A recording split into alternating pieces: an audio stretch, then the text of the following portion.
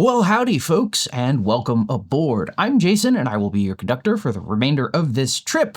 And today we have one more in my series of videos looking at maintaining some old LGB locomotives. This time we have this one, a 2119, I believe D. This is, well, it's one of LGB's Cooke Moguls. It was originally produced back in the early 90s, I believe. It was the less expensive option to the 2019 S, the CNS Mogul with the sound system. And, well, I always wanted one of those when I was a kid. I got one of these instead because it was like half the price when all things came together. Now, we are going to do a service on this locomotive today. I had it running maybe 7 or 8 years ago. It's been in the box for most of the, well, it's been in the box entirely since then, and it's been in the box for most of the time prior to that. What I noticed back the last time I had it running was that the traction tire was beginning to degrade and fall apart, and that it probably needed some grease after, 20 plus years of the grease being less greasy. So we're going to take this over to the workbench. We are going to dive into and work on actually maintaining, doing the maintenance on this locomotive. So this is an LGB 2119D. It's one of their early moguls from the early 90s, I believe it was, maybe mid 90s. Basically, to me, this is the poor man's version of the LGB 2019S, the CNS Mogul with sound. So what we're going to be doing today is simply some maintenance. This hasn't been maintained it's been in the box on a shelf for almost 20 years probably, or well, no, not quite that. I think it was running 7 or 8 years ago. But anyway, we're going to do some maintenance, and that starts basically is replace the traction tire, and it's going to be lubricate the gear drivetrain. That starts in this case. Now, I don't have the official maintenance procedure, but I'm going to start by removing the side rods. Now, side rods on LGB steam engines use 6mm hex nuts for the attachment. There is a washer behind the hex nut, don't lose that. And I'm using a 1/4-inch driver here. These are screws into plastic, so the slight difference in 1/4-inch versus 6mm, it isn't going to matter. Additionally, something to be aware of, between the main rod, that's the rod from the cylinder to the middle driver, and the side rods, that's the connecting rods, that's the rods that go from driver to driver. This locomotive has a washer in there, so don't lose those. So once I've loosened the rear two drivers, or removed the rear two drivers, undid them from the main rods, I can't get to the front driver in this case. I'm going to remove the bottom plate on the engine. In this engine, it is 4 screws. Now, some things to be aware of. They are different sized, so lay the screws out somewhere so that you know where they're from. The longest is the frontmost. And you'll see I'm struggling a little bit here with the front screw, because the front screw goes through the pilot truck, and the pilot truck is sprung on this model so that it self-centers and stays the way it is, and that didn't want to come out.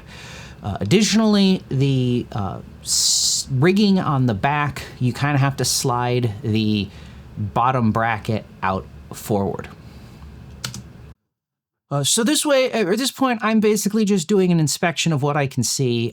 It's actually not as bad as I kind of expected it to be, as some of the other engines are. And of course, like I said, be careful of the washer that is between the the main rod and the side rod on the middle driver. You don't want to lose those. There is some grease that's a mess in here, but we'll clean that up. On this locomotive, the front and rear drivers are powered from the motor. The center driver, in this case, is sprung or equalized, you could say. And see, I just dropped the washer there. On this locomotive, the center driver is sprung and has a lot of lateral play. On some of these early, like late 80s, early 90s moguls, The middle driver is rigid, and these locomotives do not like LGB R1 curves, their tightest radius. This engine used to do R1 curves just fine, but in the process of burning this in or trying to get this run in a little bit, it became very obvious that in its state, being something like 30 years old, without putting a new motor and new gear train in it, and possibly even replacing the drivers, that wasn't going to happen. So the brake rigging on this the brake shoes are separately molded parts that slide into grooves on the track, and to get the wheels out, you will need to remove the brake rigging, and they just slide out, put them wherever. These wipers or straps will also be a thing that comes back at the end to be a problem with this locomotive. So now that I've got everything freed up, I think maybe there's a couple more pieces of brake rigging holding things in place. Yeah, that's what it looks like. Now that I've got everything freed up, I'm going to pull out the two front drivers, the number 1 and number 2 driver wheel sets. I still have the side rods attached to the main driver, the front driver. The second driver is completely unconnected at this point. And I'm going to start looking at some cleanup stuff. This engine, just from how I've used it, where I've used it, etc., the wipers or the carbon contacts or wipers that run against the back of the wheels. So the first and third wheel sets have these carbon pickups. Basically, they're brushes. I guess that's technically what you would call them. They have these carbon pickups. They pick up power. There's 2 track sliders, and then the tender picks up power, and that's all kind of tied together. So there's pretty good power pickup on this locomotive. But anyway, I had all kinds of crud and grunge around those, which obviously isn't going to help electrical continuity or keeping things clean. So in this case, I'm pulling them out, or at least the ones that were really kind of scudgy, and I'm just wiping them off on a paper towel. I could replace them, but other than the grunge that was around the outside of them, which again, like I said, depending on where you run things and how you run things, that's going to be a thing. So at this point, I've cleaned the contacts or the pickups, and I am now sort of scraping out the big hunks of what amounts to wax. So as grease dries, it turns into wax. The lighter volatiles evaporate, and you end up with sort of big, hunky, gloopy, semi-solid material. On LGB locomotives, for me, my experience, that kind of just seems to just migrate out of the gear train and end up stuck somewhere inside the engine or on the base plate or on the sides of the gears where it's not really doing anything. So at this point, I'm just going to scrape out as much of that as I can, grabbing a flashlight to even help light up in the insides of the areas that everything is in. So scraped out the grease, and I am back to messing with the wheel sets. I'm going to take the side rods off the lead driver, and this is basically where I'm going to sort of gets to the end of what I can do sort of here. So for all of the drivers that I've worked on, or all of the LGB engines that I've worked on in this series, I clean the grease off of the main or the driven axles. And to do this, I use warm water and Simple Green, which is a very mild degreasing agent. So I'm going to go do that, and we will come back and see about the results. So I have gotten everything cleaned up. The traction tire on this wasn't nearly as bad as it was on some of the other locomotives that I've done, but it actually fought me getting it off. It didn't just disintegrate. But once I started kind of picking at it, it disintegrated into basically nothing. So we are here going to start with reassembly and lubrication, essentially. So I am, at this point, going to grease the intermediate gears, idler gears. They call them idler gears, or a lot of people call them idler gears, but the gear train in the engine a little bit more than I probably normally would, but I don't really want to try and dig all the way through the, ins and outs of this engine if I don't have to.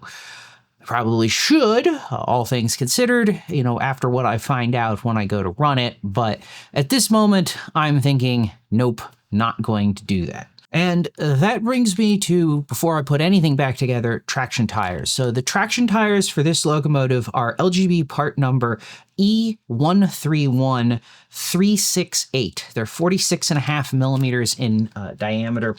And as with all of these engines, anytime, you don't have counterweights or anything on the outside of the driver, the traction tires, just stretch them around the wheel. One wheel, the wheel that had the traction tire on it, will have a groove for the traction tire to sit in, set it up, get it flush, and it's actually relatively painless. I think the only only engine I've had a real problem with so far was the number 50, Denver and Rio Grande number 50, which was, I think, 2063 is the model number.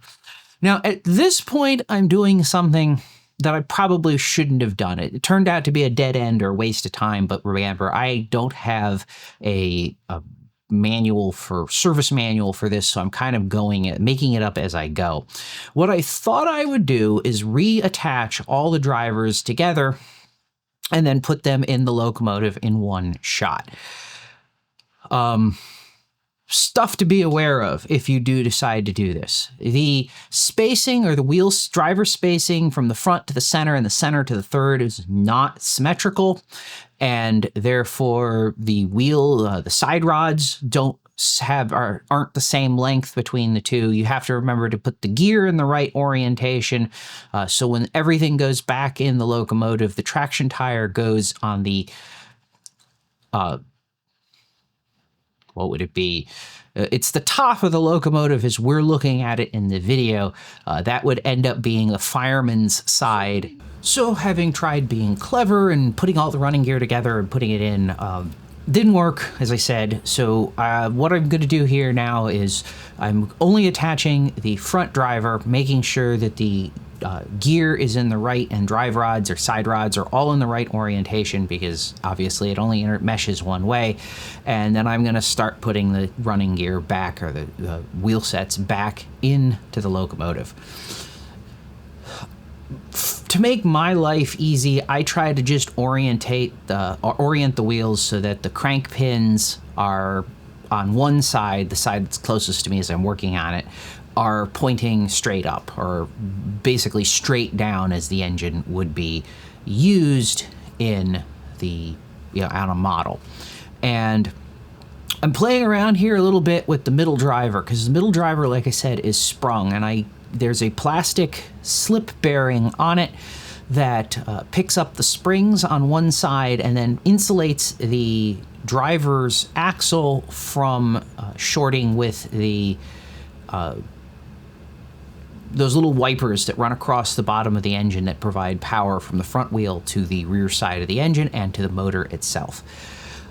So reinstalling, as I've talked about this in previous videos, reinstalling screws into plastic, as all of these are.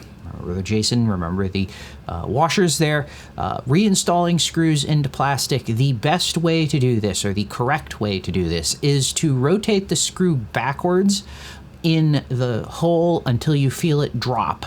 What this is doing is it's lining the threads up with the threads that were already cut in the hole, because what you don't want to do, you could just drive it straight in, but what you don't want to do is drive it straight in and then cut more threads into the plastic, weakening the plastic. So with the rods back in place, I can put the brake rigging detail parts back in, and I can get on to putting some power to the locomotive and greasing it. So I don't know if this is the right way to do things or not. It's the way I've done things on all of these engines, but I run the drivetrain as I'm applying grease to the wheels to get kind of an even coating. Now you'll notice those two little metal straps that I put in there. Those will end up being quite a frustrating part in terms of troubleshooting this engine. There are little plastic bumps, for lack of a better way to put it, molded into the bottom plate of the locomotive, and they actually push down on those two straps right over the little metal rod that you see between or just behind or between the number 2 and 3 drivers. That has to be connected for the engine to get power. For the slider, there's offset wipers on the bottom or contacts on the bottom. It doesn't matter which way you put it. They will touch one side or the other with this thing or with that strip that I'm messing with. So this threw me, and this was a pretty significant issue that I ran into trying to get this all working, which was I couldn't get contact between the locomotive or the truck, the wheels, the trucks, the pickups, whatever, and the motor to get the engine running. What I ended up doing to grease things was I ended up hooking up the tender, because the tender has a power feed, shares a power feed to the locomotive, hooked up the tender and powered everything through the tender. But also buttoning this up, that posed a real issue, because you need to make sure that those two metal sprung wipers that I'm playing with right now, make sure that those two are lined up in the slot where they need to be, and that when you put the bottom plate on to reconnect the seal up the locomotive, they don't get dislodged. This is a really probably the most finicky thing that I found with this locomotive, and something you need to be aware of if you're going to work on it. So that was the maintenance that I did to the LGB 2119D that I have sitting here again in front of me. Now, on the past couple of these videos, I showed break-in runs, or whatever you wish to call them, with these locomotives.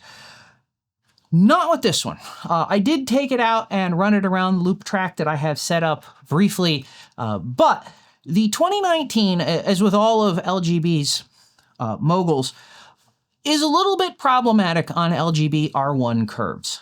New out of the box, at least back when these were manufactured, or this one was manufactured, it had no problem running around R1 radius curves. Okay, maybe it slowed down or bound up a little bit, but by and large, it wasn't an issue. Well, this is 30-ish plus years down the road, lots of use out of this locomotive, especially when I was younger and I was running trains a lot more than I am now. And then even in the mid-2010s, where I had a loop track outside that I would run trains for, several hours at night around Christmas for a couple of months.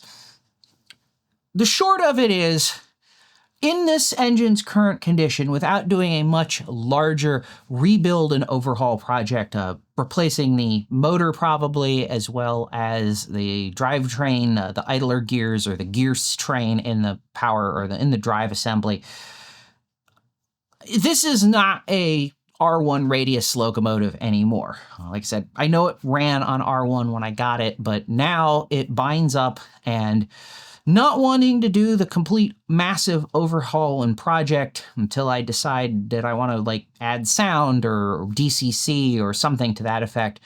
This one is going to be shelved. I do have some R3 radius curves that I could run it around if I wanted to. May pick up some R2 radius curves, which supposedly these will run around without a lot of problems. Something to that effect, or maybe something that's, some USA trains or one of the other Pico maybe model radius track that falls in that between the R2 and R3 or R1 and R3 radii. But it works. It's functional. It's relubricated. It just is not going to run on the railroad that I have to run it on right now without, a whole lot more work or a lot more problems. So with that said, I hope you enjoyed this video, found it useful. If you did, hit that like button, subscribe, leave a comment, tell me about your favorite LGB locomotive or the work that you did, or if you know of a better way to do the maintenance on these locomotives, I'd love to hear about that too. I am kind of running blind on all of this, just going by, what I know in terms of general practices.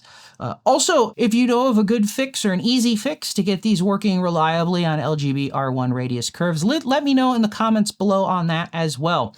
As always, like I said, thanks for watching. See you next time.